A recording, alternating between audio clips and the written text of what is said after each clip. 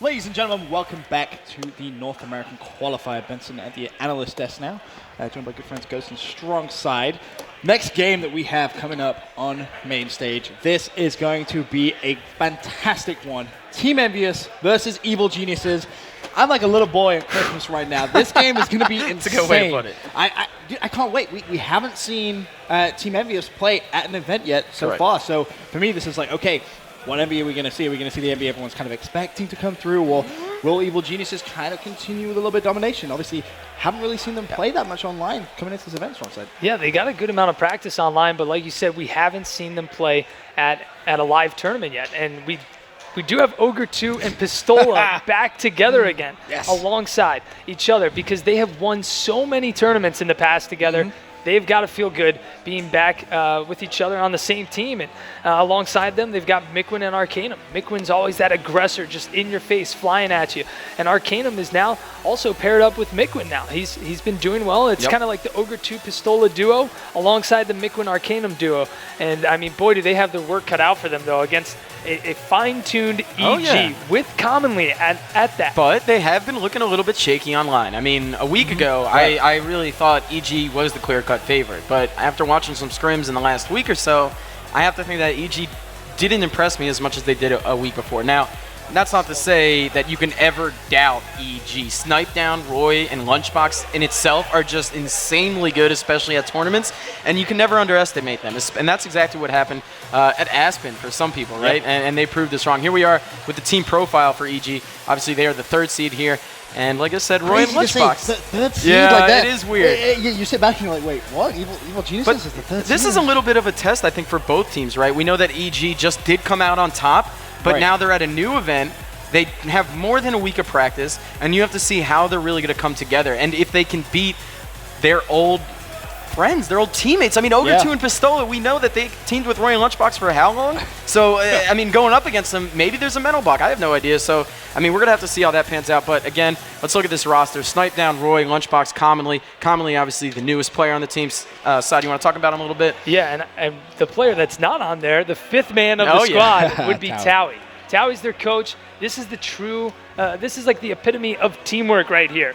Towie is just always on top of his call-outs with power-ups. And not just that, he's telling people when to run flags. He knows the game just as well as the players know it themselves. So having a player like that coach you is just so beneficial. And Towie's just done such a great job at that, really solidifying pretty much the best coach in our game right now.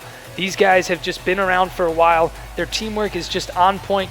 But let's take a look at their keys to victory on how to win this next matchup. I mean, you look at the first one, control the pace of the game. Of course, give Snipe Down some breathing room and trust in Commonly. We'll touch on the first one straight away. Control the pace of the game. This is something that when we saw them at X Games, they were so good at doing it. And it put CLG on the back foot. So for me, this is something that they need to continuously do.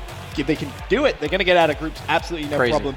Obviously, Snipe Down breathing room, we all know what happens when Snipe Down starts hitting shots. It gets a little exciting in the casting booth, that's for sure. And of course, trusting Commonly. And this is the one that I really want to talk about. And I want to get both of your opinions on this. Obviously, X Games, first event. Talk about a stressful first event, right? You're playing X Games for the first time in a game's franchise career, and you're thrown on Evil Geniuses. With a week. With a week. And then you have to prove yourself with a week's practice that you can compete with Lethal, who just left. I mean, it's a hard spot to fill. And then Lethal had to fill Pistola's shoes, right? So it's just, at all times, the fourth, you need to stand up for EG. You definitely do. But after having such a good, I think it's fair to say a good first event, he made some clutch plays.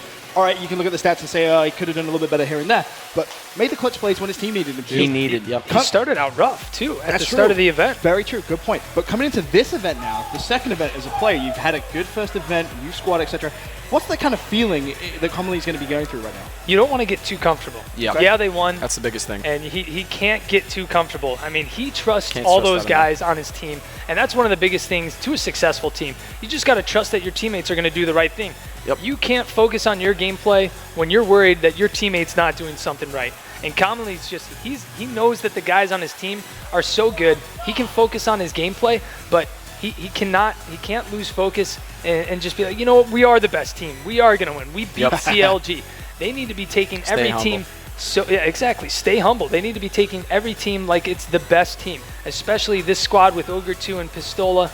I mean, these guys are a force to reckon with I think if Commonly can keep it together and just really stand out like he did at X Games towards the end, he's going to make an incredible impression on a lot of the players here. Yep, and that brings up our next team that they're facing up against, right? Team Envyus. Shout out to Hastro out there for picking these guys up. These guys are quite the roster. I got your Pistola, Mickwin, Ogre 2, and Arcanum. Now, the cool thing that I love about these guys is it was seemingly like leftovers. A few guys kind of got left out in the cold, and they banded around each other and made this team. And I love this team for a bunch of reasons. Obviously, we know the flashy play of Pistola and Mickwin is just something that you love to watch.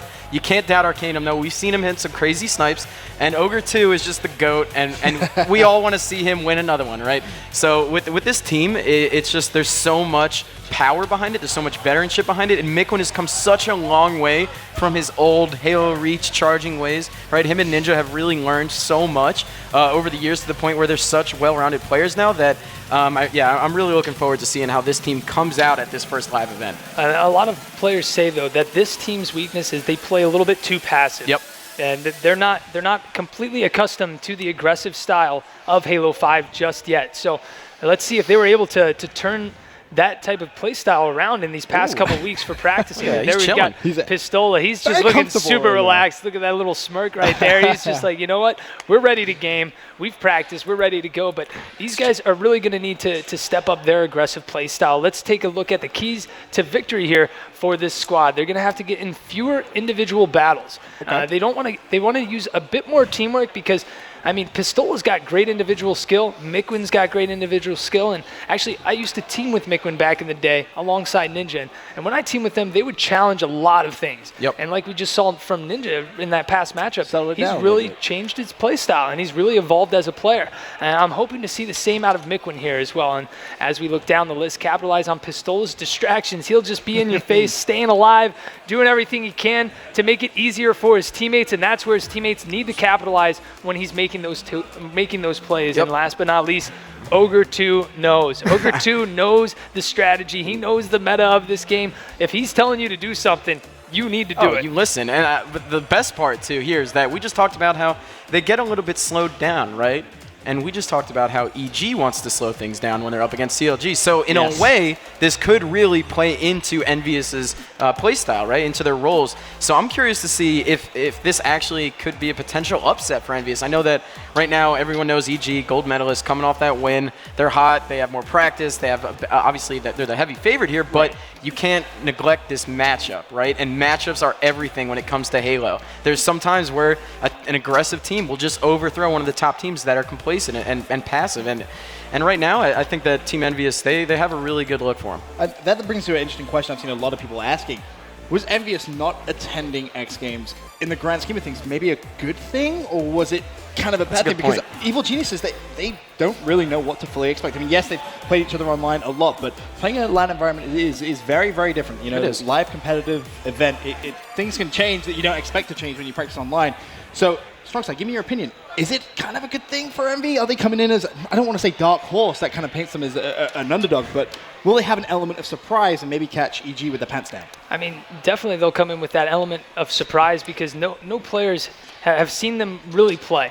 They've seen, like you said, seen them play online a bit, but these guys haven't played at a live tournament yet. So these guys are going to come in kind of, people are like curious on how they're going to play together. And Ogre 2 and Pistola being the guys coming back together, that would honestly put a little bit of fear in me if I was playing against them. I'd be like, these two guys have a lot of success together. I know. And you got to watch out for them. And on top of that, I mean, we talk about Halo Karma. There isn't really any here.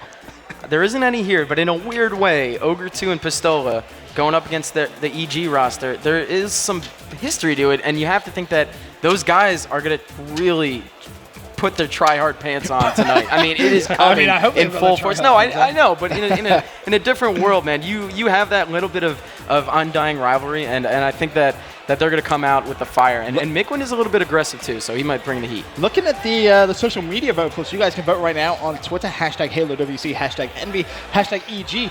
Envy, the fan favorite right now, just barely, not too much. It is changing a little bit. Sean said, is that surprising to you, or do you think maybe a couple of people in the community want to see a quote-unquote underdog story? Well, I mean, it's hard to even say that they're completely like a huge underdog. They're definitely the underdog in this matchup. But a lot of people trust in the Ogre 2 Pistola combo, and I know I keep repeating that, but these guys have been... I feel like it's a factor. It is. The amount that's been said so far, I feel like it's definitely crazy. a factor. These two guys trust each other. I'm sure Arcanum and Miquin are the same way about them as well, just knowing that Ogre 2 and Pistola are going to be making the right plays.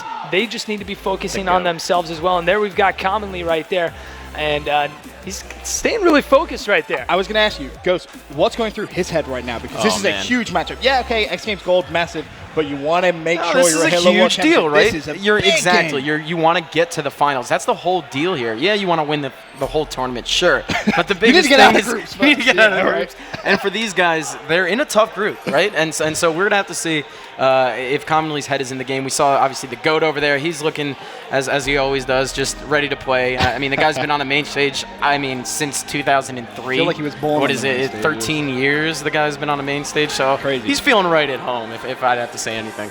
If you could give kind of advice to Commonly, what would you say? Not necessarily advice, but just kind of a word of wisdom from experienced players like yourselves. What would you say? Because he has to be feeling the pressure. He has to be feeling pressure right now. What would you say to him? Yeah, all eyes are on him. So if I'm in his position, actually, if I was giving him some words of advice, I would say, you know what, just keep doing what you're doing. Yep. Block out everything else. You don't need to listen to what everybody's saying. They're going to be trying to get in your head.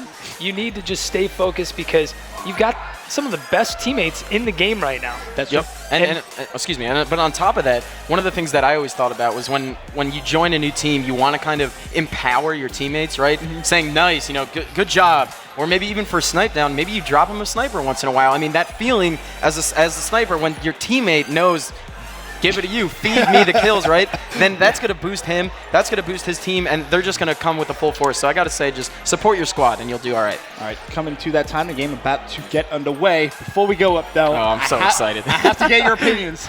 Give me series scores, guys. This is, I feel like if there's going to be a Game 5 of the night, I'm praying it's this one.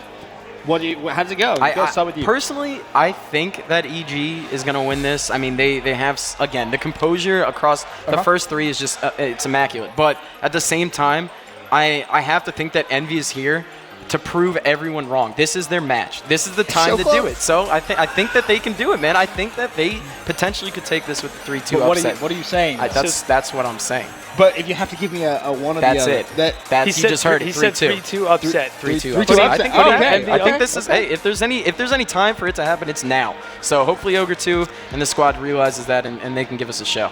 I'm going to have to say 3-1 going to EG. These guys are just extremely strong. In a fairy tale story. It's not even a fairy tale story. But that would be an incredible fairy tale story. I know Ogre 2. I've teamed with him in the past, and this guy never gives up. Same with Pistola. When he has the right leadership, which Ogre 2 is the perfect leadership for him, just to show him the way. Yep. Pistola does some magical things in games with snipers. I mean, that you don't want to be on the receiving end of. But I still think EG just at this point, they've played a lot together. The experience from X Games is going to give them a lot of confidence. They're the heavy favorites. And Envy hasn't been a team nearly as long as EG. These Snipe Down, Roy, and Lunchbox, these guys have been the trio since Lethal left. But before that, those guys were together for an extremely long time. Oh, yeah. These guys were teaming with Pistola until Pistola ended up having to stop gaming for a little bit. That's why Lethal got picked up. Yeah. And that was the whole reason Lethal kind of made that name for himself. This is a big deal for Ola. 3-1 to EG. Potentially coming back. And as you mentioned, a lot of storylines. But that's going to do it from ourselves on the analyst desk. Now, over to the casters. Thank you, fellas. It is time, ladies and gentlemen. We got EG going up against Envy. And if I call Envy final boss, I apologize in advance. They're wearing blue. And you got Pistola and Ogre 2 side by side once again. The nostalgia's hitting your heart. Dude, I get it right now. It's great. Actually, funny story. I wanted to save this until we were on camera. We are on camera. Well, we are now. Yes. Clearly. One of the things I've always wanted to do: cast Halo of Puckett.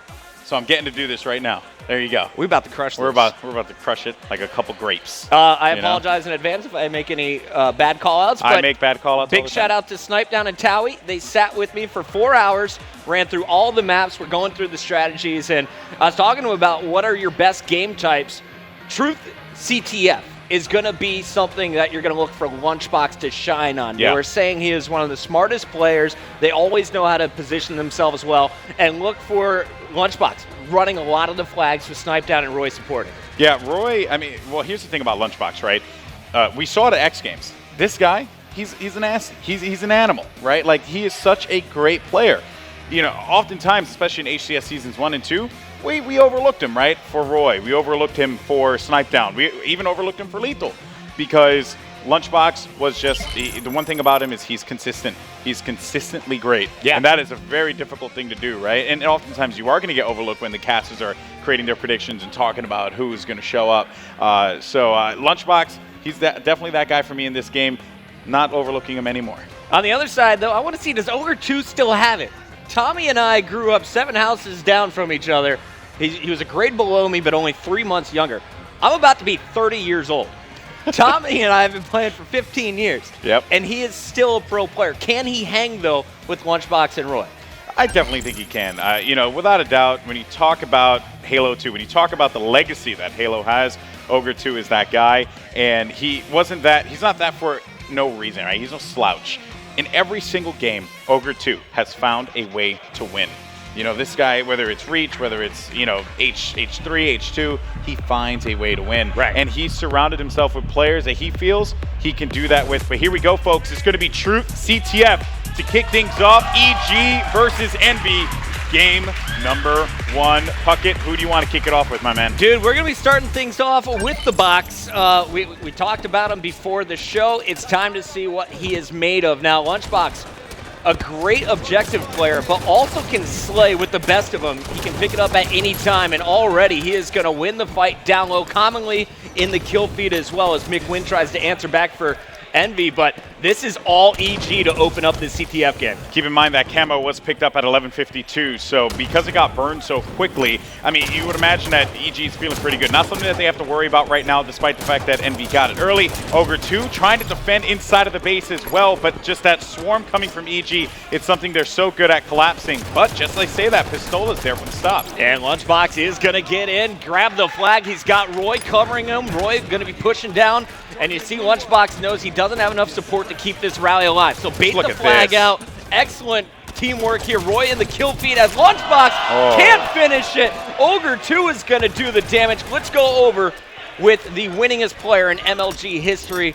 He stayed alive. That is the thing right there that Ogre 2 brings to the table, Puckett. He just knows how to win those 1v1 battles, right? And although that was the key to victory, right? Like fewer gun battles, for a guy like Ogre 2, he wants to come to this event and prove that, you know what, he's a great player, and CLG dropping him was a mistake. And that play right there was one of the reasons why I feel like Ogre 2 very much still has it. Mick Wynn on your screen just lost all of his teammates over on pink, and you are seeing all kinds of fire come his direction. He's going to be taken down. So for a moment, it looked like you were going to see some strong play coming out of this Envy lineup, but EG shuts it down in big part due to this guy's positioning. Snipe Down's taken over. Yeah, and Snipe Down, what's so fun about watching him play is that, like, he just knows when to take the shot, right? You know, he doesn't just risk it, right? He doesn't go for anything. He's just very calm, cool, and collected whenever he approaches the base. Unfortunately, in that situation, when you're being focused on by 2 players, there's really just nothing you could do. But now you're starting to see Envy swarm this base. You're getting those spawns in the back there, so that means there's going to be aggression coming from the pink tower. They have to be mindful of this. They have to fight. I was going to say, this player right here, the guy in the top mid, and Ogre 2 abandons that position because he knew that there wasn't really much opportunity for him up there because his teammates were getting washed. Failed push from Envy. You can see Snipe Down preparing to slam. He knows someone is underneath him, saw him on the radar, and that camo, keep in mind, guys, camo is going to be back on the map right now. It's in the hands of Arcanum. That's right. So camo had to have been picked up around that 9:52 area. So I wonder how much time Arcanum actually has on that camo. But regardless of the fact, though, had to be picked up around that range. We'll keep track of it going forward. Lunchbox in front of him. Arcanum looking to make some moves. He has that storm rifle in hand, taking it over to that pink tower here. He has support up top. They need to be able to get that top mid control. And I stumble that one all the time when I try and juggle flag because that ridge will connect and it will prevent you from making it happen. But here he goes. Arcanum puts it in, and EG will go down 0-1 already, Puckett. But just as I say that, Envy's looking to run a relay here. And you can see, guys, with the score tied up, we got a second flag running. As you said, Mick Wynn not taking any fire. The sword covering him on the other side of the map. That's Pistola doing the damage, and the Envy fans are getting fired up here in the building. I did not even see that one flag go in. It was sneaky. It was a sneaky one. Oh, wow. That is a great splinter nade there. Mickwin with a beautiful stop. Now they simply just need to focus on the kills that are coming from Pink Tower and top mid. Shots going down. Excellent movement, and Mickwin is going to clean that one up with his arm. Pushing up to the top. Salt Ogre 2 going down. He's going to try and fortify this position, but he has lost all of his teammates. They will not be pushing in on the flag anytime soon. Mickwin just trying to hold down this position. Stay alive, right? That is one of the things that I feel a lot of players, especially our pro analysts, have stressed. And what a double kill out of Mickwin. This is shades of H2A Mickwin that we're seeing right here, people. When he was on, he was on. There was nothing that could stop him. And we got Ogre 2 trying to rally a flag. Arcanum grabbed it after Mickwin's big double kill. Ogre 2, though, knows he can't run it yet. Instead, he's going to try and apply the pressure inside the base on the spawners, take it down. Mickwin's going to fall as well. That's 3 down. Let's go over to Pistol, last man standing. He's got to do a little bit of damage to slow EG down here. Yeah, but he has to abandon top mid, right? And he's going to go back and get this again, but now he has to worry about this player up here. And if he's able to get this kill, that'll be big for them. And just right here, it's going to be Commonly. Comes out on top with the help of Arcanum. And now they need to worry about getting top mid, putting down the shots, picking them off spawn. But right now, Pistola doesn't have a read on it, so he needs his teammates to tell him where they are so he can focus his attention to that. Well, I'll tell you one guy who's doing some damage. While Pistola's just chilling top middle, Arcanum has been running around the map, slaying everything. And we will go to his screen as soon as Pistola goes down. Arcanum, this is a guy who has also been in the scene forever. He's been around, I think going all the way back to Halo 3, I remember casting his name. Unfortunately, he's never been able to win a tournament, never able to really just explode and get on a top squad. Here, he's now surrounded with Ogre 2, Pistola, and Mickwin. How good is this team? How far can they go in this tournament, Alex? Well, just to cover a little bit about Arcanum, right? I mean, in H2A and HCS Seasons 1 and 2, that's when we really started to see Arcanum come into his own, especially HCS Season 1 Finals, where Arcanum was a part of that very famous CLG Noble Black matchup that went to like triple overtime. It was absurd. And, you started to see Arcanum just establish himself as like a dominant slayer. And because of that, it's no surprise that he is here again, just doing it one more time. And Ogre 2 with a beautiful battle rifle. Now just going to take his time. And the thing about this Envy squad is that, there's just a lot of weapons here. And again, Pistola and Ogre 2 together, we've seen what they could do in the past. They're a very, very dominating team. And here we go. This push is going to be coming. And they're collapsing around the base. Oh, yeah. This is excellent. You can see all 4 members pushing in. Pistola was the first, baiting them out. Ogre 2 unable to finish the kills, but his teammates are going to clean up the left side of the map. And that is a poorly timed reload. Did not have enough in that clip, and he will be taken down. I wanted to jump over. Mickwin actually just fell. Let's go over to Arcanum, last man standing. We will go back on board with EG once the pressure's alleviated, but what can Arcanum do? It doesn't look like much.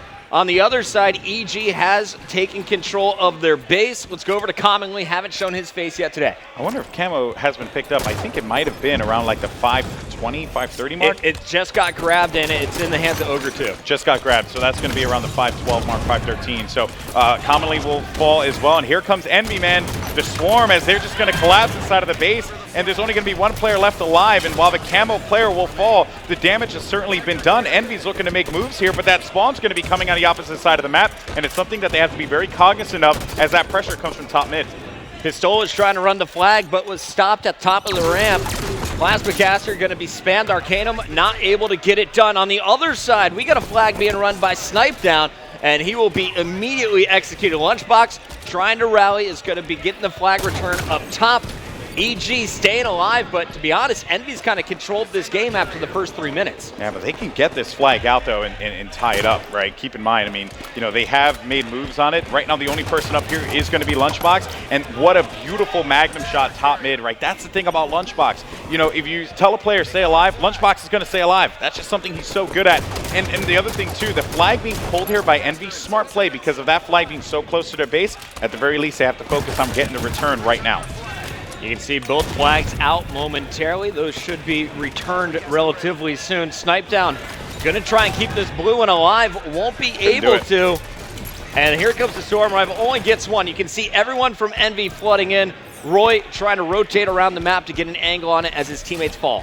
yeah, he needs something top mid. You're going to see players consistently go for this spot. It's a great angle to have, you know, a transition top mid to pink, or, you know, so on and so forth, vice versa. But the thing about Roy right now is that, you know, he's just not expecting where Envy's coming from. They really are throwing everything at the wall in this matchup. And it almost feels like for Envy, this is the matchup that they have to win. Oh! Commonly with a massive kill on the flag carrier. And Ogre 2 is going to fall. Let's go to Lunchbox, running the flag with Sword. Of course, that's the fastest way to travel. And he's going to run right past an opponent, get stopped short. Flag going to be returned by Commonly. And will he be able to keep this one alive? No! Dead body drops on it, snipe down. Now in the mix. And speaking of, Camo was picked up by Pistola earlier around that 321 mark. So we'll see. There's only going to be one more Camo that pops up in this matchup in a little bit. I don't know how much of a factor it's going to play, though, because right now it just seems to be boiling down to the slaying power of both teams, which, honestly, coming into this, I'm surprised I'm even saying that about Envy, because that was something a lot of people were questioning. Beautiful jump there by Snipe Down as well, but unfortunate for him, Arcanum read that one like an open book, and they have 3 down here. Roy needs to stay alive and go clutch. Yes, Roy is about to be swarmed in. He has teammates now. I was looking around, and Arcanum was just spamming the Plasma Caster, trying to find out where is Roy hiding. All of his teammates spawning inside the base, but Envy knows this. Can they lock it in? It looks like Hammy and Lunchbox drop. Big fight here for Roy, and he is going to be able to get the perfect there on Arcanum. Now they can finally push out. That's the thing about that battle rifle, right? You know, especially when you're getting shot in that vantage point, it's so hard to be able to win that battle, especially if you have a pistol. I believe you had a battle rifle, but just to, you know, for story's sake here, if you had a pistol, that is a very tough battle for you to win. You have to be on point with each and every shot, because that battle rifle will win that battle. And now, as he pushes forward to the enemy side here, he has Snipe Down to work with. They're thinking about, let's get pressure on that top portion of the map, top mid, and let's start to collapse on here and make these flagpoles happen. But Envy makes the stop again, Puckett. A great stop. Everyone getting kills around the base, and now you can see it's going to be Pistola moving to the top of the map, one-on-one versus Lunchbox here. And Wisely backs down, jumps right back up into the grenade. Poor timing here. On the other side of the map, you got Arcanum positioned, though, with the BR, and he is locking it down. Snipe Down is not going to be able to escape. I've seen so many perfects in this game, and there is that camo. McWin was able to get it. Let's see, can Envy put the final nail in the coffin? A minute 15 left for EG to rebound. Envy getting control of camo time and time again. They've got it, I believe, 3 times now, right? Ogre 2 got it, Ola got it, and now McWin got it. It's great, but it doesn't matter much if you have a very hungry EG pushing your base from Carbine side. So something to be mindful of as McWin just patrols around, finds one. And another thing, too, we haven't seen the sword play much of a factor throughout this game, but I believe I just saw Pistola grab it and use it, or was it Arcanum? Not entirely certain, but regardless of the fact, though, this is not looking good. Commonly wins a huge battle against Pistola, and now the flag is going to be pulled. This could be EG's cap, Puckett. And I was getting nervous here for Envy. They were turtling in the base. You saw McWin run all the way home, gets a kill bottom middle, but that opened it up for EG, and now with 28 seconds left, we are tied up. Next flag wins. This is the thing about Evil Geniuses, Puckett. Never say die. We saw it in HCS Seasons 1 and 2, and we're seeing it right here, right now. We even saw it at X Games, right? They never, ever quit. Even when you think things are looking shaky, they somehow find a way to be able to come out on top. And now, because of this Snipe Down, he's just looking to slow them down, slow the approach at Pink 2, and pretty much just be a pain in the neck, and he accomplished just that. I'm loving what we're seeing from Commonly. He has really heated up in the last 3 minutes. Finally going to be taken down after doing some damage. Lunchbox with Sword finds 2 players inside the Envy base. Going to wait for Roy's support. Great team nade coming down to help him out. And Lunchbox will survive for now. The question is how long? So much help. Roy, Commonly, and now Snipe Down. All 4 down for Envy. Here comes the final flag. It's being run by Snipe Down. Now they have to know where this spawn is going to be coming from, right? And how to get those cutoffs. That was actually Lunchbox's job there, to be able to get inside and cause problems. He has the sword, so he can get those close-range kills, which he ended up getting one against Arcanum. Ends up getting, I think that was a stick as well. No, that was not. But regardless, now Lunchbox again. The survivability of this guy is absurd. The fact that he's still harassing Envy inside of their base, a sword to the back, you're going to shift you, shift the other guy. It's absurd. I can't believe it. He's still alive. He's been alive for at least 90 seconds. I remember they scored with 30 seconds left. He has been up since then, and he's got a sword still in that back pocket. Flag trying to be run by Envy, but it's not going to get very far. As we look at all 8 screens, it looks like we're going to see Roy getting that return, and he's going to find some more action up top as Lunchbox is pinching in with his twin brother. And again, right, you know, for Envy, they cannot play scared. They cannot even, and I wouldn't even use scared. That was an incorrect response. They just cannot play reserved, right? They have to continue to play the game that gave them 2 caps over EG for the better part of that game.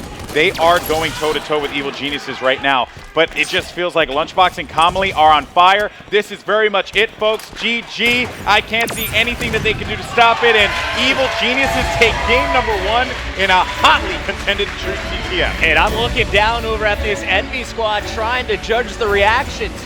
Just sips of water, cool, calm, collected. They've been here. They've been in this situation in the past. But you know that one's got to hurt the mentality. You were up the entire game. You just had to hold on for a final minute, It was and like you let EG 45 back seconds. 45 seconds tops. That was all they had to hold for, Puckett. And but taking a look at the stats, though, man, you know, across the board, and Lunchbox, don't let that you know, 18 kills fool you there.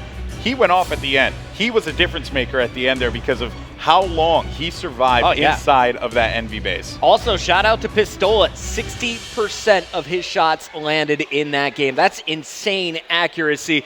You look at all the players, and I believe no one was below 45. A lot of the guys above the 50 mark as well. So pretty good numbers across the board for EG. They slayed so well early on. And on the other side, Envy, very even performance across all 4 members as well. I think this is a much stronger Envy team than a lot of people expected to see coming into the tournament. I think that for most, I mean, I know for me especially, I did have Envy coming out of this pool because, you know, they're just a very strong team. You know, when you look at the names on paper, it just makes sense. But the question coming into it was, you know, well, does the older generation have what it takes to compete with the newer guys, right? Are your thumbs still working? Yeah, are your thumbs still working? And I think right there, Pistola with 60% accuracy proved that his thumbs very much do work.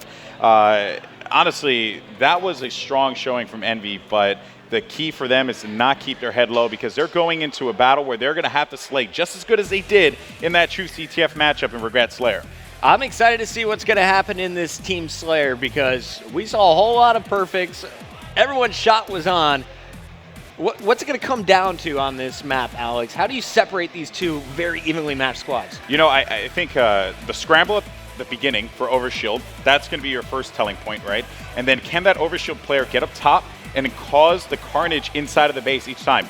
Essentially, on Regret Slayer, you always want to see players, you know, I call it the seesaw effect, right? You just go back and forth, because you're going to push them into blue base, you're going to slay them out there. You're going to push them out to red base, you're going to slay them out there. And then you're going to be mindful of OS, and that pops up. And typically your fuel rod cannon is actually going to be the main initiator in that one, you know, because, again, it's a fuel rod cannon. So I think that whoever's able to establish that control early on, it's going to be very difficult for the other team to be able to get out of it. And also, Regret Slayer sometimes just comes down to all-out carnage because of how small the map is and the different escape routes that you can have in that map. Sometimes strategy just goes out the window, and you're pretty much just looking at just death and destruction all over the place. Looking forward to it. I know. It's fun. I want to see who's going to get that fuel rod first and who is most efficient with the big boy toy. Match is loading up. We're going to be jumping into this one, but we want to get you guys active. Let us know on Twitter. Use the hashtag HaloWC and the team you think is going to win. Currently, 56% of the audience thinks EG should be able to take this best of 5. You know what? They wouldn't be wrong for betting in that way, but after that matchup, I could very well see Envy take this game too. If they slayed nearly as well, and my players to watch there, without a doubt, will be Arcanum and Mikwin. They're going to be the guys that you have to look for on Envy because that's just what they're there for, right? And if Mikwin, like, I was looking at a Mikwin that looked very much like Denial Mikwin. This guy who was just shredding people, shredding them on Lockdown, on Warlord, like, that doesn't matter. It's just, he was disgusting. But here we go, folks. Regret Team Slayer. Puckett, who do you want to kick it off with first? You were just hyping up Mikwin. Let's go with him. You know, gotta go with them. Envy definitely with the longest hair of any of the teams competing in this event. For sure. Arcanum balances out, though. Yeah, I appreciate that. Mikwin, always with the beautiful long locks. Let's see what he can do with the pistol off the start. Big fight for the overshield, and Mikwin is going to take down Commonly before he can throw it on. Yeah, so burned at the 11:23 mark. Now remember, folks, if you're new to competitive Halo, or new to Halo 5, I should say, the overshield doesn't actually go on as soon as you pick it up. It goes on after you click the button, so there's a bit of like a second delay. Right. So sometimes you could just burn that out and do absolutely nothing with it. But even then, though, 11:53 was when it was picked up, and we're starting to see here is early on, EG looking good. Arcanum finding a DMR, but that is 4 down for Envy. Ogre 2 back in the kill feed. We're going to stay on board with Arcanum, though. I want to see what he is up to. Had a pretty strong game number 1. Was really heating up towards the middle of that, but then cooled off towards the end. Is he able to bounce back after that crushing loss? You got Lunchbox up top. He is going to see Ogre 2 cleaned up by Roy, and now he's just in a terrible position, man. EG is spread all over the map, and this is exactly what Towie said they want to do. They want to put Roy on one side, snipe down on the opposite, and then Commonly and Lunchbox are just going to rotate to where they're needed on the map. Yeah, you know, again, it's basically the same thing I had said before, right? The same concept. You simply just, you know, you keep them off spawn nonstop, and it's a very frustrating thing to play against, right? Because you just never know where you're going to be getting shot from when you come out of the base. They could be waiting for you at Fuel Rod ramp. They could be waiting for you coming out of Carbine, waiting for you at the top mid. Like, it doesn't matter. It's just very difficult to be able to come out on top, and you're starting to see it, right? Players are shooting at one person, and then they're getting shot by another, and they're saying, oh, I have to turn around and fight this guy, even though someone else is still shooting at them from far away. So the lead now has started to spiral out of control here in favor of EG, and this is something that, you know, EG is just very good at, right? They thrive in this controlled carnage almost. Yep. And you see, of course, on the other side, that is going to be sniped down in the top position. Roy's going to find himself a Fuel Rod, 8-point advantage, as we're going to see the 19th kill be dropped there on Pistola. This is pretty dominant performance so far from EG. How does Envy get back in the game? Well, I mean, honestly, you know, Envy right now, it's all about getting the overshield, right? They need to get that overshield, and I believe it should be up right now, but I don't know if anyone went for it or if it got burned. Actually, yes, it did get picked up. Commonly ended up finding it. Of course, Towie would always keep track of that. So I would have imagined that got picked up around that 950 mark. And because of that, you know, that's what Envy needed. They needed the overshield. They needed something to turn the tide in their favor. But right now, with overshield and Fuel Rod in the hands of EG, it's looking rather dire. They 10 kills here, Puckett. They have to figure something out right now. Let's take it. Actually, all 4 members going down momentarily. We're going to take it over to Pistola. In a fight, gets help from Ogre 2, cleans up Lunchbox, and now Pistola is going to take over control of top center. They know they have to keep the high ground. You can't let Snipe Down and Roy back to the top. Nice shots there as he is going to help out Austin. You're going to see Mikwin with this DMR in the power position. Is he able to pinch in on the spawns? I don't know. Of course, pressure is on for Envy, as if they're able to come back into this game, could potentially put EG on tilt, right? Could frustrate them a little bit. I don't see that particularly happening, though, especially how EG just seems to always catch him off guard each and every time. Of course, you know, that Carbine, I don't know if it's going to help him out too much, but he needs to get those shields back. Not much he can find from there as the AR comes around the corner from Snipe Down, and they're basically just doing whatever it is that they want to do at this point in time. I mean, he even has the, I hate this gun, the Promethean gun. I'm not a fan of it at all because it's just so annoying. I suck with it too. Hey, man, 3 little bursts with that pistol, right? That's very true. Little bullshot action. Very true. Snipe Down and Roy falling. Actually, that was Lunchbox who fell. Let's go to Roy. Last member alive for EG up top. Everyone's watching him win that one with the perfect shots on Ogre 2. Dirty DMR that you have from Roy. Fuel Rod is going to be up, though, and I believe OS should be up, too. That's going to be picked up by Commonly yet again at around that 749 mark, and that's the thing. You have to stop EG from getting that. Right. You know, and I know Diesel is keeping track of this. Keep in mind, NASA is the coach of Envy, and he's one of the best at tracking those, you know, that data. But at the end of the day, when your team is not able to get the slays, there's nothing you can really do. You just have to keep track of it and hope for the next one. Now this is starting to look really bad for Envy, as there's only 12 kills left, and EG will take game number 2. And they just got another power weapon. Roy goes in, scoops up the Fuel Rod. They have controlled every overshield and all but 1 Fuel Rod kills. I only saw 1 in the kill feed for Envy so far. So So just dominant performance, outsmarting their opponents, out-positioning their opponents when the time matters. And I think I just saw Roy, there were 14 kills, so he's having a heck of a game, which is something that you would expect. You know, Roy, he really thrives in these kinds of maps. I'll never forget casting UMG Halo 4. Roy came back after not playing Halo for such a long time and just dominated, I believe the map was called Onyx, just dominated on that. It was insane. He went like 30 kills because he's just very good at those kinds of maps, right? You just know how to control them. In EG, this is basically textbook regret how you want to play this one out. Of course, Storm Rifle, that helps too. Yeah, he's just going to melt McWin there, no big deal. I was trying to pay attention last time the overshield popped of how is EG getting it. They send commonly for the overshield, but Lunchbox is always with him in support. So it seems you got Roy and Snipe down, holding the top positions, and then these two, the duos, just making sure they're getting every single power up. As you see commonly positioned for this new fuel rod, you'll have plenty of cover from Snipe down and Roy top mid. Yeah, and this is basically curtains at this point. Ogre 2, he's pinned inside of this base, but at any point in time, you can see Snipe down and crew move in there and get that final kill. And there you have it, folks. EG one game away from winning this one 3-0. That was a tough one, right? You needed Envy to come out and slay as good as they did in Truth. Right. They just couldn't get it going that time, Puckett. Dude, that was crazy. How do you control everything from start to finish? There was never a moment where you looked at EG and you just saw the wheels coming off. They kept it together. They never slowed down. And coming into the game, I said, wow, this is going to be so evenly matched. They hold Pistola, Ogre 2, and Arcanum all to just 6 kills each. Dominant performance. When you neutralize Arcanum and Pistola like that, at that point, it's like it's curtains. There's just nothing you could do. But I also think, too, that for Envy, you know, they wanted to give that matchup all they knew, but they also knew all they had, but they knew that Slayer-heavy map right there for EG is something you just cannot argue with. So, you know, for me, looking at it, I'm like, if I read the game layout and, like, the series layout and who is going to come out on top in which game, I would have said, you know what, Game 2, that goes the EG because they're just so good at that particular map.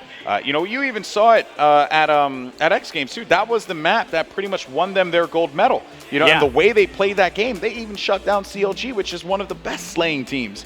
Granted, everyone was still about 2 weeks in with their new squads, but that's neither here nor there. It was still a dominating performance. I was just looking at the stats here, and if we can pull up commonlies, you're going to see Pistola with 62%, I believe. No way. Ridiculous accuracy in that game. On the other side, you saw Roy and Snipe down above 55%. They were getting the job done. Roy, 16-4. Dominant performance in Game 2. Can he keep it going as we head into Game 3? You know what? It's going to be Plaza Strongholds. I could very well see him do it. Keep in mind, too, right? Roy was the point man each time. So for him to stay alive like that, he was initiating a lot of battles. So for him to stay alive in that manner, pretty impressive, I have to say. That's going to do it. EG goes up 2-0, but we have one more matchup here. It's going to be Plaza Strongholds for EG if they win this. Of course, for Envy, they have that opportunity to win 3 in a row, but it's going to be a difficult one. I'm looking down, and Envy there is no happiness on any of their faces. They know they are facing elimination in this match. They got to go big right now. When I've watched EG's scrim on this map, you always see Snipe down with the sniper rifle locking down Plaza. But as we head into the Strongholds here, what are you expecting to see on the other side? What are you expecting from Pistola and crew? Well, again, you know, similar to what I said, starting with that Regret Slayer match, Overshield at the start is going to be hotly contested and something that, you know, Envy needs to get, right? But as well, keep in mind that this map, it's actually pretty easy to hold down a 3-cap because you're just going to keep them spawning bottom yellow, like, consistently. And that is a very tough spot to come out of because you only have 2 options. Well, scratch that. You have 3 options. You can go to mid if you want, right? Go to bottom mid and try and cap that, which some teams do decide to do. Or you commit over to the garden area and you try and cap that top yellow area, right? That top yellow region. Or you try and force the situation by sniper because you know 9 times out of 10 the sniper's going to be hanging out there. Right. Alternatively, though, for the other team who has that setup, you got to establish control in the blue hallway, make sure no one's pushing you inside of the blue hallway, and also protect your sniper, right? Get aggressive on them, but not too aggressive that you spawn them out. You know, both of these teams, I'm expecting them to play this one expertly. You know, whoever is able to get that upper hand at the start, That's going to be the one that could very well come away with this, but anything's possible. We've seen some crazy games on Plaza Strongholds. I mean, Overdrive Liquid in the qualifiers, when Overdrive ended up, defeating Liquid, which caught everyone off guard, and it was on Plaza Strongholds. Anything's possible. But there's the Twitter poll, and Evil Geniuses still the favorite here. No surprise. No surprise. Yeah, they've gone up 2%. They have. The fans rallying behind EG. Envy's fans getting a little bit worried here. Down 2-0 in the best of 5. This is game number 3, the first stronghold that we will see between these two squads. And, I was talking to the squads down low. I was actually asking Native, what's the best strategy coming into this? He's like, you got to hold bottom, middle, and nest. Don't even worry about yard. So we'll see who is going to go get yard at the start, and will they change their strategy as this game develops? The players getting geared up, ready to go. Give me 2 players to look out for on each squad, Alex. I would say on the EG side, Roy one more. I actually got to go with the Brown brothers. Got to go with the Brown brothers here. I mean, come on. These 2 players stand out to competitive Halo. And you know what? I'm going to go veterans on both sides. I'm going to go Ogre 2 and Pistola and the Brown brothers, right? Former Instinct teammates. That's who I'm going to go for. I like that. I like that. Throwing it back. All right, fellas, we're loading it up, heading to the plaza. It is time to party. We're going to be starting things off with Commonly. Had an excellent game, too. Just controlling all the power weapons. And right away, you see his eyes are on that railgun. This is a really good push, really good push. But that nade right there, that was a beautiful nade from Ogre 2. Just could not do much because he was getting shot from Lunchbox up top, and they established control bottom mid right away, and they're just going to start pushing out. There goes Arcanum. He has that camo. Had it. Oh, there it is. And I forgot that Overshield, sorry, silly me, Overshield's not on this. It's going to be Railgun that they're going to play for. And then, of course, Camo. So Camo was picked up around that 11:50 mark, I would say. Usually it's picked up rather early. And now Envy, they're going to have to get yard because there's no other choice. Keep in mind, Envy spawned a Sniper. They spawned a Sniper. So, and they have to get yard because they have no other choice. That's absurd. EG just applying the pressure early. Takes the 8-0 lead, but we'll find out. Can Envy battle back? You got a shotty in the back pocket for Ogre 2. He's pushing down bottom center. Nice kill from Arcanum's going to open things up. McWin and Arcanum in the kill feed. So 3 down for EG. They've got bottom middle. They're away from yard. The question is, can they take over nest now? Yeah, I believe players are going to be spawning bottom yard. I would have looked for that any second now. Oh, no, there's actually... So they did spawn bottom yard, but they're going bottom mid. Now, I really like this play. 2 players in front of him as well. But McWin could not get those kills. They are going to lose that bottom mid portion. But even then, though, right, they still maintain control of nest, which is the most important thing, in my opinion. Pistola trying to blow up the barrel. That's going to hurt his 62% accuracy rating. For sure, right? But he has been the most accurate player in this matchup so far. Let's see what he can do. Wow. Going to town with the AR, takes out Roy. His teammate is going to capture bottom center with him. That was Ogre 2. Now both will try and climb to the top, but they will be met by the railgun. Let's take it over on the other side. Let's take it to Snipe Down for a moment. Big battle going on here, and he is going to win it as you see Lunchbox helping him out. Roy as well in the feed, and Railgun has just popped. Yeah, and I'm wondering where those spawns are going to be coming from here for the red team. I think, yeah, probably around that top mid portion, like top blue, around that range. And Snipe Down will fall. Oh, Roy gets a double as well. So regardless of the fact, right, Roy just being able to come out on top here, steady shots from Roy, just not enough right then and there. Gets him at the power up. There you go. Commonly again, pick that one up. And that's the problem, right? Like, you cannot let them have control of this. You know, they did it in regret. They're just doing it again. It's just the knack that EG has to be able to come back and get those power-ups. And it's just such great teamwork. You have your excellent coach Tally letting you know when it's going to happen. But then you have the Brown brothers just kind of clearing the way every single time. They let Snipe Down get the sniper. You let Commonly get everything else. Yeah. They are controlling this game. 28-23, though, as you're going to see Envy with the lead. It is EG about to retake control. Yep, they are going to get this one here, Puckett. And you know what? If you are Envy, you're now thinking about, all right, well, how are we going to push out? Where are we going? Are we going to go blue? Because they're blocking that spawn here by yard, which means they will be spawning up top. And also they would have teammates spawning right there, right actually where Commonly is sitting. That's going to give them an easy transition over to bottom mid, as well as a transition over to Sniper, because Snipe Down's there. So at the very least, they can continue to maintain control and hold that down. That force that spawn in yard, there's not many options that Envy has here to get out of this.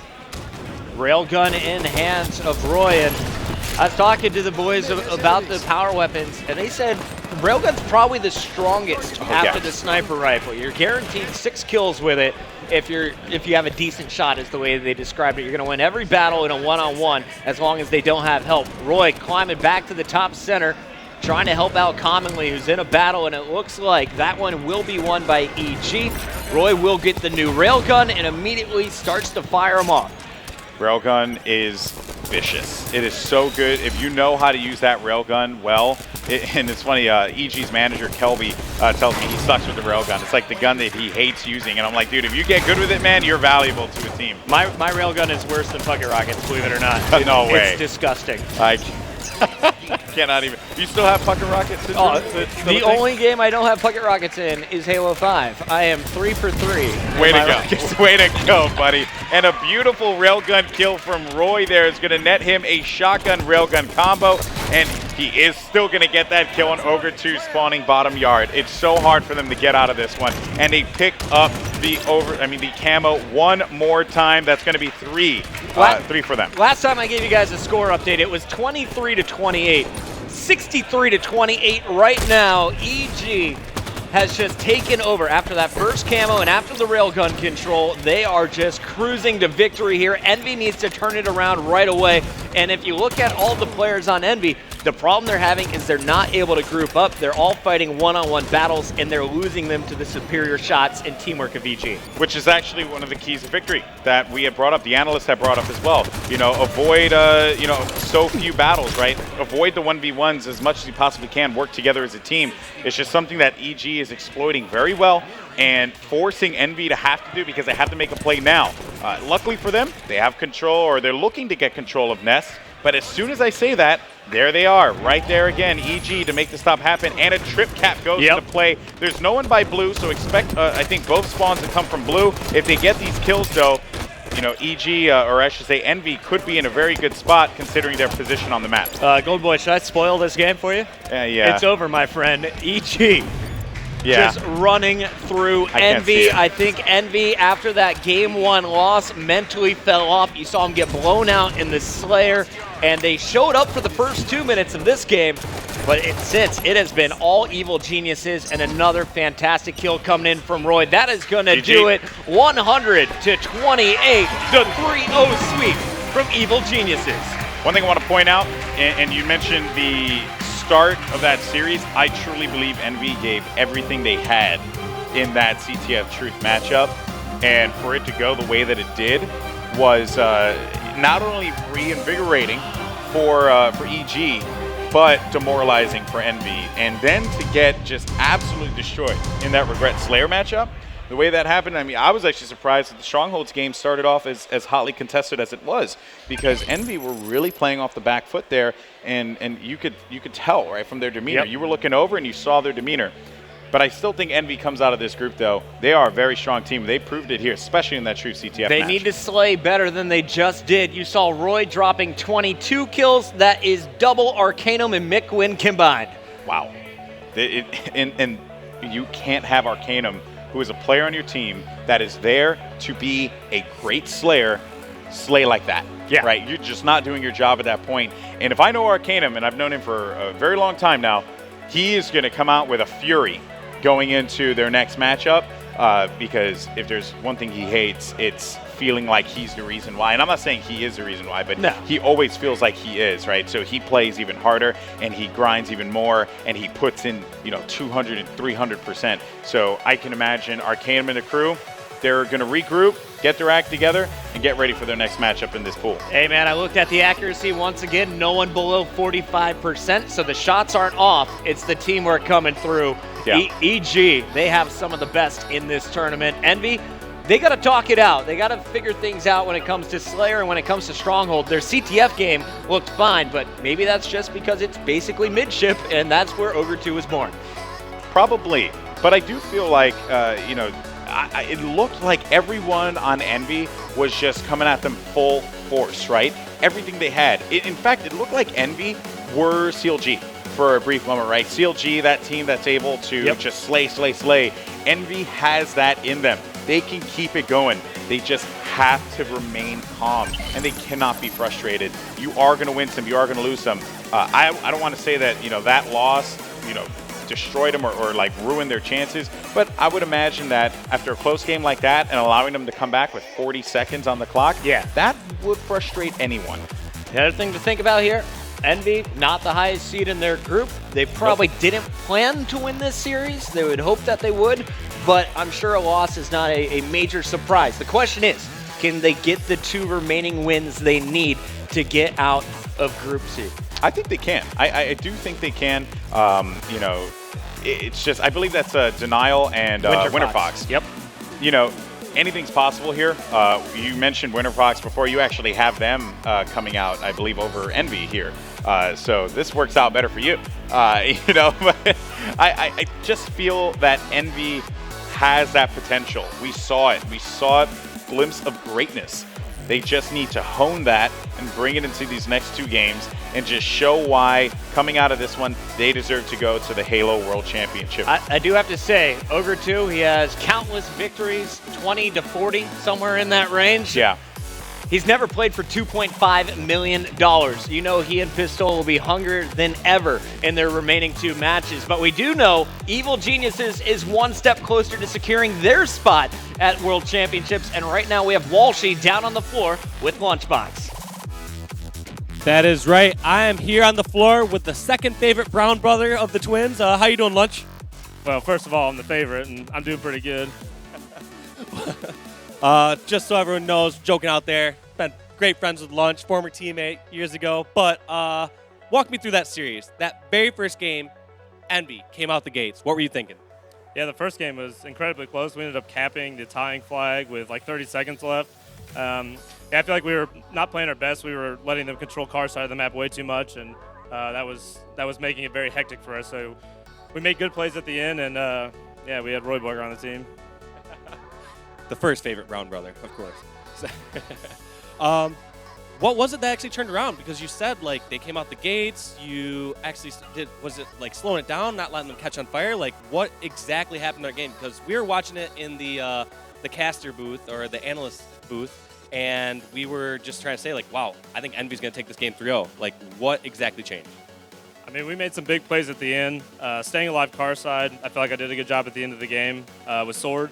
And, yeah, just not let – I mean, we were getting pushed into our base for probably a good 5 to 7 minutes of that game. So that's not our play style, and that's not how we play. So I think just first game jitters maybe, or whatever it may be, but we ended up turning it around and won decisively the last 2 games. Yeah. So obviously a lot of credit goes out to Envy for playing well there. Exact opposite happened on Regret, though. It seems like, is that one of your better Team Slayer game types? Because we saw you win that Game 7 against CLG at X Games, and right here it was, 50 to 28 or something performance? Yeah, that's one of our better game types for sure, and we controlled the map, the good portion of the game, and Fuel Rod and OS, and then once again we had Royborg on the team who went 16-4 or something like that. Do you prioritize a specific power weapon or power up on that one, or is it just kind of like everything comes at once? Like, all right, we have position, we get both Fuel Rod and Overshield, or do you prioritize one or the other? Yeah, Fuel always comes up before OS, so ideally if you get Fuel Rod before OS comes up, you can make a play on OS with the Fuel, but we did a good job of controlling both the entire game for the most part. I think we got majority of OSs and majority of the Fuel Rod, so that is a big help in winning the Regret TS map. And the last and final game was a very convincing victory. You guys won on Strongholds. Plaza, we've seen you beat CLG there. What's your key to success on that map? Once again, we had Royborg on the team who dropped a huge bomb. So, yeah, he played really well that series, and definitely not my best series, so it's nice having a dominant twin brother. So, yeah, thanks again to Lunchbox. Congratulations to EG. Looking forward to seeing how you do the rest of this tournament. We're going to throw it over to the analyst desk. Thanks very much, Dave. Of course, the series you were expecting to have maybe a little bit more light to it, a little bit more depth. Yeah. I wanted it to go the distance. I think we all did. We walked into the green room so excited, and game one didn't really let us down. It was an exciting one the next up until the closing kind of moments to it. But let's start at the very beginning.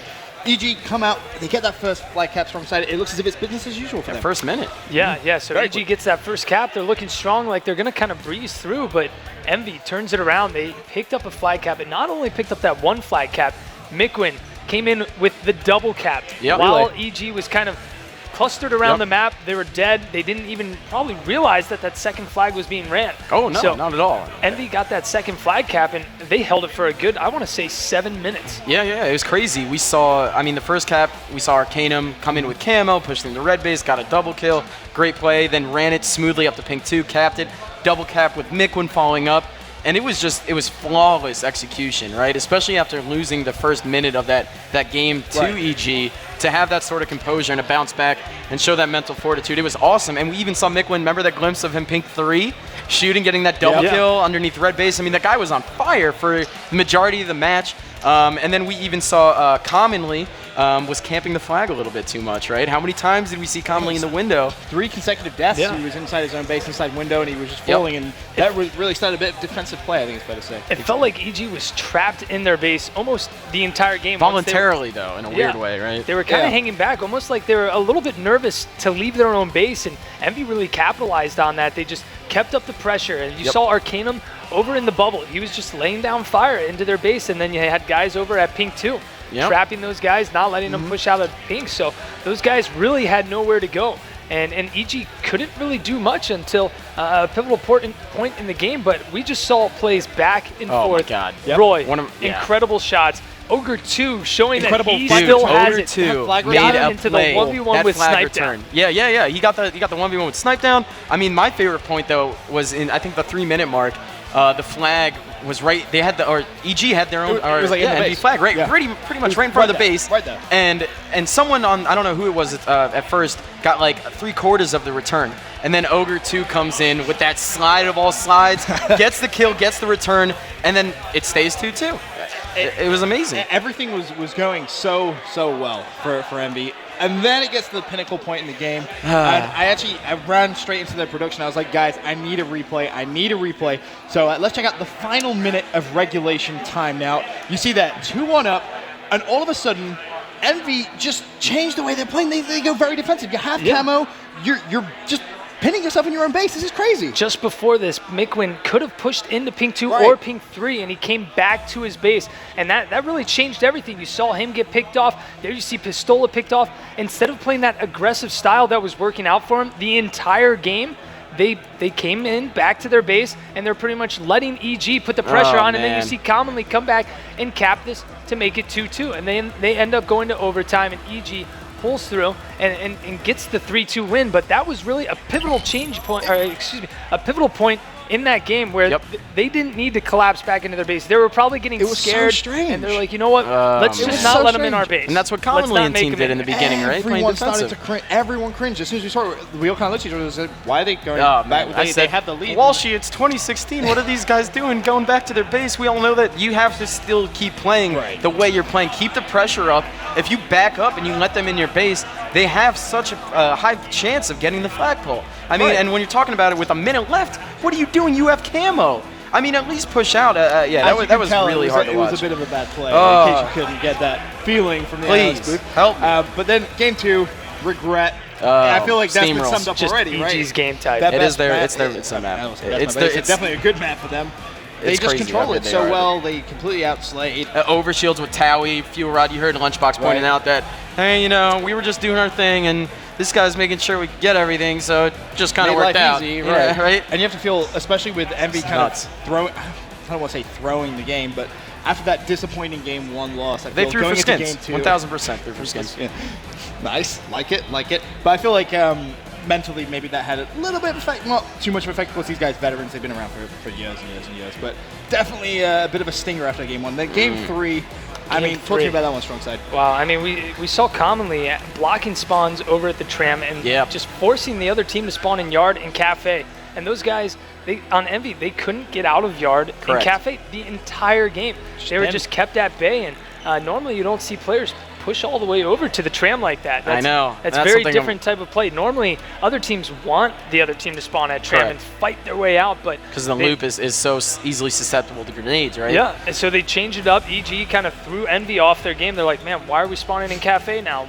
what do we do now? They just weren't ready for We're not they prepared weren't ready. for this. Yeah, exactly. And then not only that, I was talking with Walsh again in the back, and I can't help but bring up the fact that, right above Tram, there's a little window, the glass that you can peek through, and you have such a good line of sight on everything. Now, when you're talking about having that line of sight, you have so much control, and you can just sit there, kind of like Top Blue on Lockout, where you have a perch, no one can nade you, no one can shoot you, and you're good. And so when you have that spot, the rest of your team can then funnel out, right, through Light Rifle, through the Top Yellow, through Cafe, and that's how you get those flanks, even Driveway going bottom middle, right? And you have this guy who's a distraction. Now, by commonly pushing into the Tram, it literally negates all of that. Now they have to try and push out of the windows. There's, everything's waiting for them. These guys top middle, there's guys hanging out at the sniper, so I have to give a huge props to Commonly for making a veteran play like that. I mean, to come up and block spawns at this level, at his stage, it's impeccable. He's showing why he was the good pickup. Exactly. For that That's squad. exactly what I was saying. Before the match started, we were talking about Commonly. Pressure on his shoulders. He proved even with first Camo, game, played it great. He played very, very good game. And, of course, now Evil Geniuses sitting strong in their group after that first win. But in terms of MV, obviously, not the start they would have wanted, 0-1. Can you see them kind of rallying and getting out of the group now from side? Or Definitely. I mean, after what they just proved in game one, they pretty much could have won that. There was just that last mistake from their entire team coming back into the base. If they wouldn't have done that, they would have taken game one, and that could have given them the hype train and the momentum to keep going throughout the series. So that really made them completely fall short throughout the rest of the series. And it would have at least taken them to game 4, right? And we know that maybe Regret isn't their game type. Maybe Plaza Strongholds. I mean, both we know that Plaza Strongholds and Regret Slayer are huge EG game types. Yep. I mean, they're great at them. So talking about getting through just that first set at 3, it's so huge. And unfortunately, they didn't solidify that win, which is so odd from Ogre 2 and Squad, right? To not get that first win. But hey, I mean, you got to move on to bigger and better things. You know what's going to be interesting, though, these matches with Envy, Denial, and Winter Fox, because Envy is really showing that they're a team to compete with. So a lot of people were questioning Ogre 2 and his skill, and he's really proven, you know what? He's brought it. I've still got it. I'm not out of the game yet. I've been here since day one. Another for freaking Halo title, 1. man. This guy's still doing it. He just keeps going, man. I started we started after him, Side, and here we are. This guy's still up on stage. He's killing it, man. That group's definitely going to be He's the GOAT. That's why he is the GOAT. Just as an update as well from games going on the side station, Denial 3-0 Winter Fox. Wow. Whoa. Yeah. Very that's a big unforeseen circumstances. That's a big win for the boys over at Denial, and makes things a little interesting. I mean, that's scary. Not even just a 3-1 or a 3-2, just a flat-out 3-0. Obviously, we don't know how dominant the games went or how dominant the wins were, but still, 3-0 is the 3-0. And you're talking about Winter Fox. Winter Fox's mentality is, okay, let's get that first hump out of the way, and they just got demolished. So now they look like they might be the worst team in the group, which is not where you want to be, obviously, for when all the money's on the line. What's this next matchup, though, that we've got, Benson? This is a big one. Just one I'm picking. I think it could be a bit of a fan favorite. Maybe there could be a couple. Just a little bit. You know what? I'm just going to tease it with maybe T2P. I think that's what the cool kids are saying these days. T2P Green Wall hashtag. Yeah, all the good stuff. Now the quick commercial break. When we return, more Halo 5 goodness.